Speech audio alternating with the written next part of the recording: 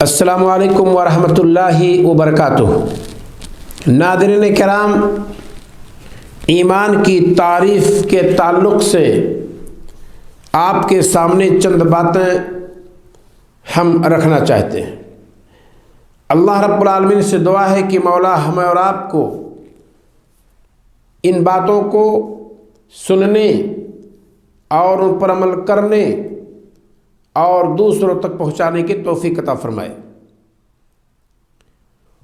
بات یہاں ہے مومن کے اوصاف کے تعلق سے، لیکن اس میں کوئی شک نہیں، یہ جاننا انسان کے لیے ضروری ہے کہ مومن ہے کون۔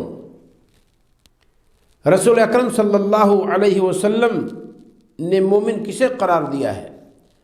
علماء اسلام نے کتاب و سنت کے تتبع کے بعد مومن کی تعریف، ایمان کی تعریف کیا کی ہے، اسے ایک مومن کے لیے جان لینا ضروری ہے۔ جب آپ سے یہ کہا جاتا ہے کہ مومن وہ ہے جو ایمان والا ہے، تو پھر آپ کے ذہن میں ایک سوال پیدا ہوتا ہے کہ پھر ایمان کیا ہے؟ ایمان 5 نون کے مجموعے کا نام ہے۔ اقرار باللسان، تصدیق بالجنان، عمل بالارکان، یزید بطاعت الرحمن ینقص بطاعت الشیطان۔ ایمان زبان سے کلمہ لا الہ الا اللہ کا اقرار کرنا، زبان سے اس کی تصدیق کرنا، اعضاء و جوارح کے ذریعہ سے اس کلمے کے مطابق، اس کے تقاضے کے مطابق عمل کرنا،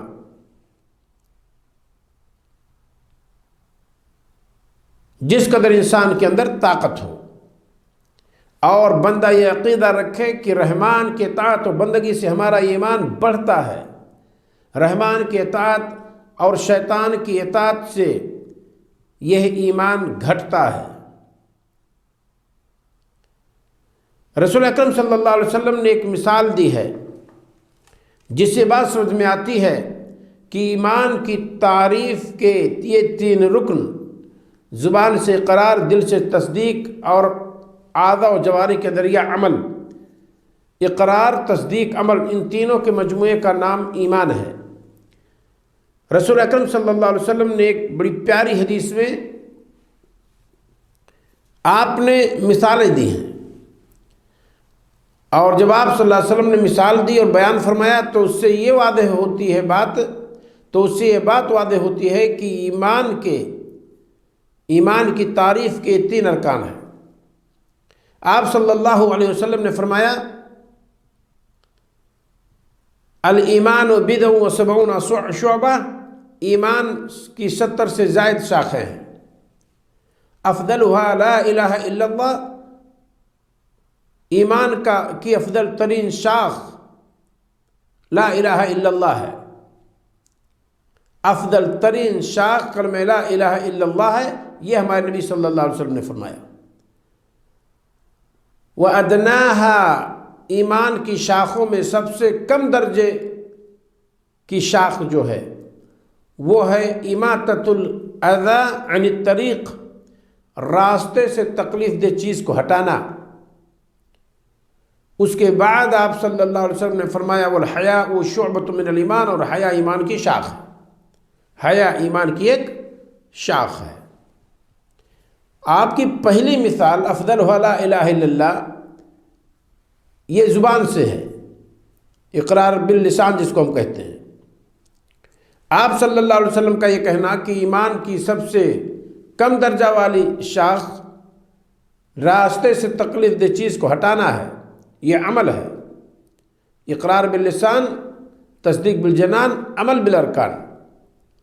اور آپ صلی اللہ علیہ وسلم نے فرمایا والحیاء شعبۃ من الایمان، حیا ایمان کی ایک شاخ ہے، اور حیا کا تعلق دل سے ہوتا ہے۔ تو گویا کہ اس مثال میں نبی کریم صلی اللہ علیہ وسلم نے ایمان کی تعریف کے جو 3 ارکان ہیں، آپ صلی اللہ علیہ وسلم کی یہ مثال تینوں ارکان پر منطبق ہوتی ہے۔ ہاں، بندہ یہ عقیدہ بھی رکھے کہ رحمان کی اطاعت سے ایمان بڑھتا ہے، جبکہ شیطان کی اطاعت سے ایمان گھٹتا ہے۔ کچھ لوگوں کا یہ کہنا کہ ایمان میں کمی بیشی نہیں ہوتی ہے، ایسا نہیں ہے۔ کتاب و سنت میں دلائل موجود ہیں جن کے روشنی میں یہ بات کہی جا رہی ہے کہ ایمان گھٹتا بڑھتا ہے۔ یہ پریشانی ہے ان لوگوں کی جو ایمان کے اندر عمل کو داخل نہیں مانتے، کیونکہ کمی بیشی تو عمل کی بنیاد پہ ہوتی ہے، اور جب انہوں نے عمل کو ایمان میں داخل ہی نہیں مانا تو کہا کہ ایک ایسا فرد ہے، ایک ایسی شے ہے ایمان کہ اس کے اجزاء نہیں ہیں۔ تو جب اس کے اندر اجزاء نہیں ہوئی، شے واحد ہے، تو جیسے ایمان ابو بکر صدیق رضی اللہ تعالیٰ عنہ کا تھا، ویسے ہی ایمان آج کل کے ایک ادنا مسلمان کا ہے، کیونکہ دونوں کلمہ پڑھنے والے ہیں۔ اور جب ایمان میں عمل کو داخل مانیں گے تو ایمان عمل سب کے برابر نہیں ہے۔ اللہ رب العالمین نے مثال کے طور پر کہا اقیموا الصلاۃ، صلاۃ قائم کرو۔ ایک بندے نے صلاۃ قائم کی اور ایک بندے نے صلاۃ ترک کر دیا۔ اب اللہ رب العالمین کے نزدیک دونوں ایک کیٹیگری کے، ایک درجے کے، ایک رتبہ کے نہیں ہو سکتے۔ عقلاً ہم اور آپ اس بات کو سمجھتے ہیں کہ جس نے اللہ رب العالمین کی فرما برداری کی اس کا درجہ بے شک زیادہ ہوگا، اور جس نے اللہ رب العالمین کی نافرمانی کی اس میں کوئی شک نہیں کہ اس کا درجہ کم ہوگا۔ تو عقلاً ہم اور آپ اس بات کو سمجھ سکتے ہیں کہ ایمان میں کمی بیشی ہوتی ہے، اور عمل کا تقاضا یہ ہے کہ کمی بیشی ہو۔ قرآن مقدس سے ایک آیت میں ذکر کرتا ہوں، اللہ رب العالمین نے فرمایا وَلِكُلٍّ درجات، اور ہر ایک کو اس کے اعمال کے سبب درجے ملیں گے۔ یہ اللہ رب العالمین نے فرمایا، گویا کہ درجات مختلف ہیں، اور یہ درجات مختلف ہوئے ہیں عمل کی بنیاد پہ، تو گویا کہ درجات کا اختلاف بتلاتا ہے کہ عمل میں بھی اختلاف رہا۔ کسی کا 70% عمل تھا تو کسی کا 80% تھا، تو کسی کا 90 تھا، تو کسی کا 95 تھا، اور کسی کا 100% تھا۔ تو اسی عمل کی بنیاد پہ وہ درجے بنے۔ اس کا مطلب کہ عمل کا دخل ایمان میں ہے۔ تو یہ اللہ رب العالمین نے فرمایا وَلِكُلٍّ درجات مما عملوا وما ربک بغافل عما یعملون، اور تیرا پروردگار ان کے کرتوت سے غافل نہیں ہے، اور آپ کا رب ان کے اعمال سے بے خبر نہیں ہے۔ تو یہ قرآن مقدس کی ایک آیت جو سورہ انعام آیت نمبر 132 ہے، یہ آیت اس بات پر دلالت کرتی ہے کہ ایمان میں کمی بیشی ہوتی ہے، کیونکہ بندوں کے درجات ان کے اعمال کے اعتبار سے ہوں گے بروز قیامت۔